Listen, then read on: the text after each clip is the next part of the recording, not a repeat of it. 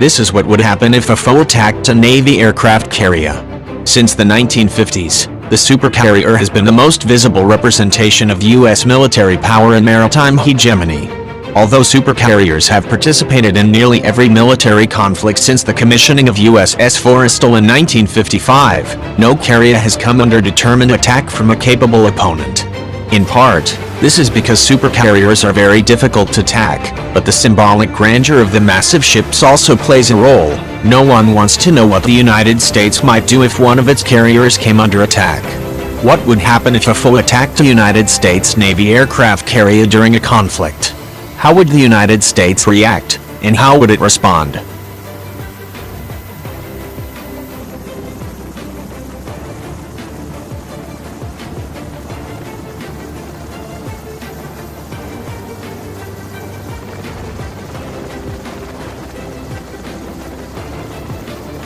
Circumstances obviously matter for an attack on a U.S. aircraft carrier.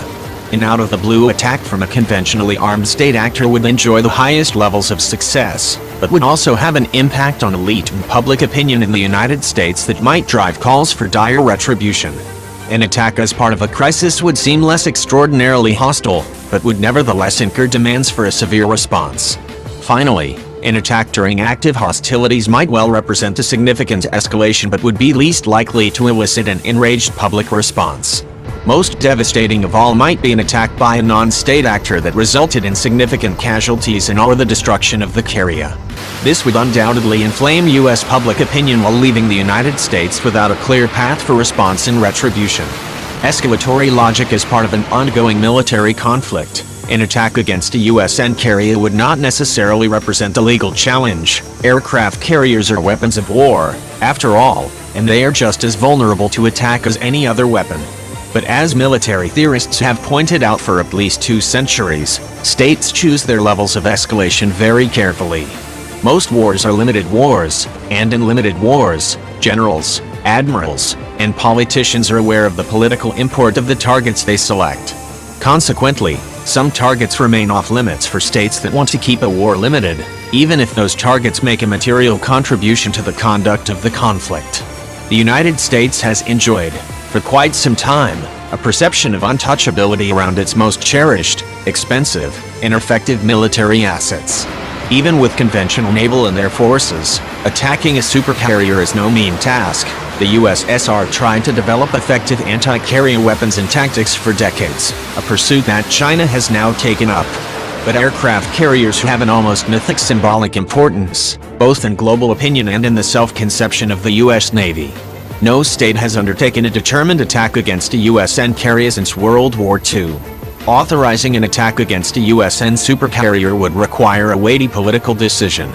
Political and senior military authorities might prefer to simply damage a carrier, which would send America a message about vulnerability, but that would not necessarily lead to the deaths of extensive numbers of U.S. personnel. However, it would be difficult for anyone to guarantee limitations on damage, as a lucky shot might destroy the carrier. Granting the authority to attack a carrier would necessarily run the risk of sinking the ship. The USS Nimitz carries almost 6,000 American military personnel and represents a vast expenditure of American treasure. Attacking her, and thus endangering this blood and treasure, is a very risky prospect indeed. The sinking of a U.S. aircraft carrier might well result in casualties that would exceed the total losses of the Iraq War in no more than a few minutes. When capital ships sink, they sometimes take nearly every crew member with them. 1,415 of a crew of 1,418 went down with HMS Hood in 1941, for example.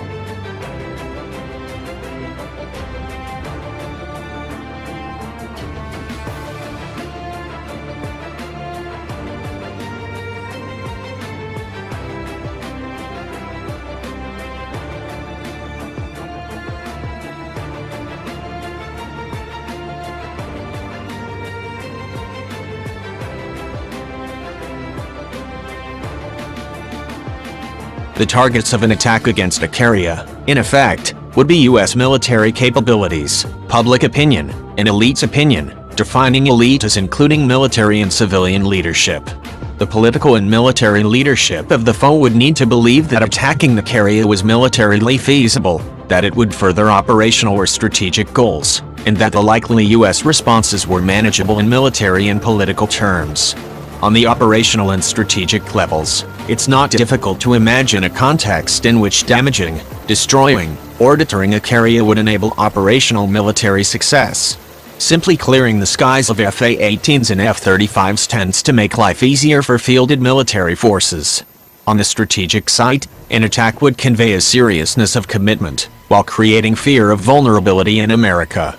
Damaging or sinking a carrier would make the costs of war starkly clear to Americans, and might dissuade them from further conflict. Finally, any decision to escalate must take the potential U.S. response seriously, and including either that America would not escalate in response or that any U.S. response could be effectively managed. Impact much would depend on the effectiveness of the attack.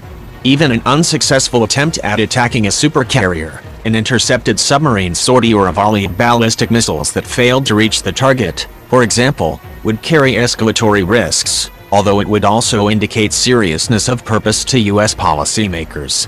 The military impact of a successful strike against a carrier would be straightforward.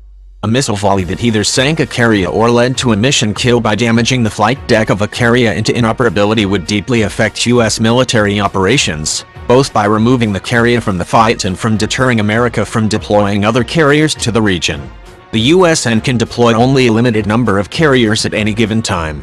In a crisis, the USN could shift carriers around and stand up additional ships, but knocking out a carrier effectively eliminates around 10% of American naval aviation strike power.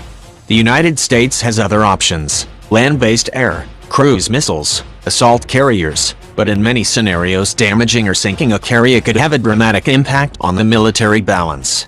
However, a mission kill would not necessarily inflame U.S. public opinion, and might even create a sense of vulnerability among the American people.